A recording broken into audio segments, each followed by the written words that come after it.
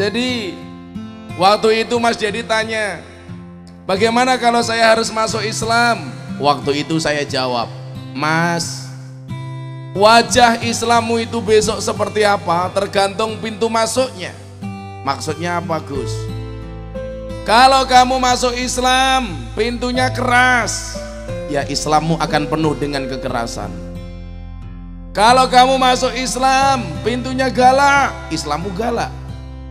Kalau kamu masuk Islam pintunya marah, Islammu akan penuh dengan kemarahan. Kalau kamu masuk Islam pintunya ramah, maka Islammu akan menjadi Islam yang ramah dan menyenangkan.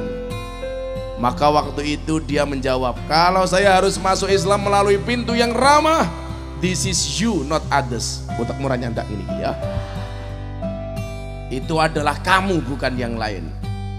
Kenapa kemudian hari ini saya katakan seperti itu? Karena ya mohon maaf, banyak orang wujud keberagamaannya itu seperti apa niku tergantung gurune, Pak.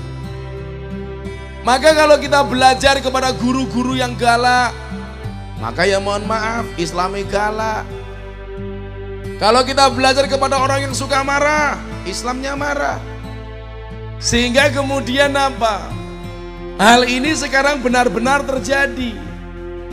Sifat keberagamaan seseorang niku tergantung siapa yang membawanya. Padahal jelas ajaran Rasulullah niku kan jelas. Yang namanya dakwah itu nggak usah neko-neko deh.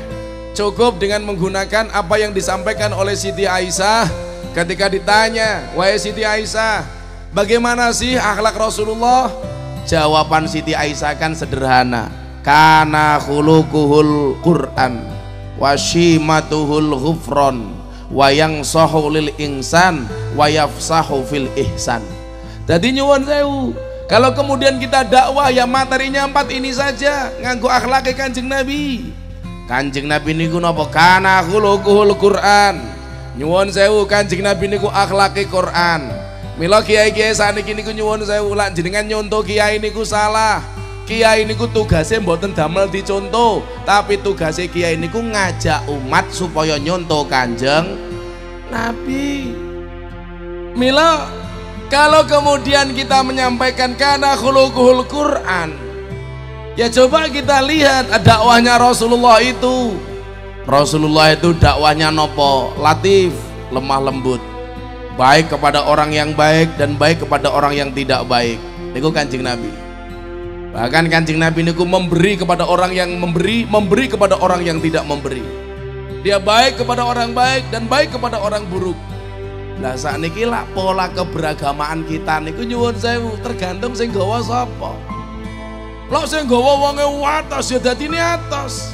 Maka kemudian Anda lihat kenapa hari ini banyak orang yang terpapar paham radikal atau radikalisme itu justru nyuwun sewu muaranya dari agama. Karena pemahaman yang salah terhadap agama. Orang dengan begitu gampangnya menafsirkan Al-Quran sesuai dengan kemauan dan kemampuan akalnya sendiri. Padahal diancam kali Kanjeng Nabi, man fassaral Quran bi ra'yi falyatabawa maqadahu minan nar. Barang siapa menafsirkan Al-Quran dengan menggunakan kemampuan akalnya sendiri, maka siap-siaplah mengambil tempat duduk dari api neraka. Dan seperti itu saniki pun biasa. Modal Mbah Google wani nafsirke Quran, modal Mbah Google wani nafsirke ayat. Maka saya pernah di tag akun Instagram, hati-hati lagu musyrik. Lo delok apa sing dimaksud lagu musyrik? Ternyata yang dimaksud lagu musyrik niku nopo? Lagu Padamu Negeri. Mereka mengatakan apa? Lagu ini musyrik karena bertentangan dengan firman Allah, inna sholati wa nusuki wa mahyaya wa mamati lillahi rabbil alamin. Niki lak ngawur. Ini namanya pemerkosaan ayat. Ayat niki untuk menjustifikasi bahwa lagu Padamu Negeri niku musyrik. Niku sing jenenge Jaka Sembung bawa golok, gak nyambung blok.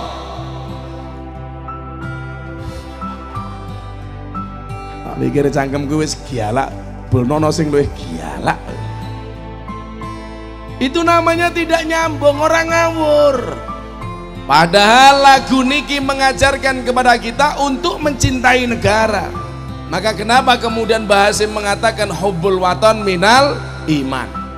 Apakah itu ajaran Rasulullah? Walaupun ini bukan hadis, tapi itu diambil dari akhlak dan sifatnya Rasulullah.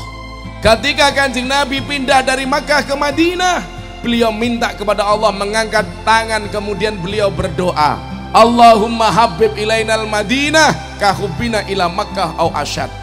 Ya Allah, anugerahkanlah kepada aku untuk mencintai kota Madinah sebagaimana aku mencintai kota Makkah.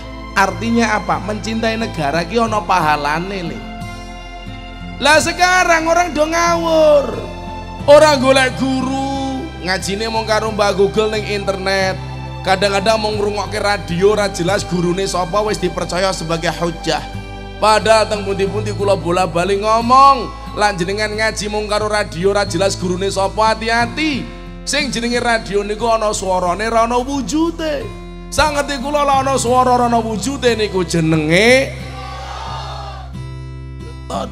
Mila kok gurune ra jelas berarti gurune entot.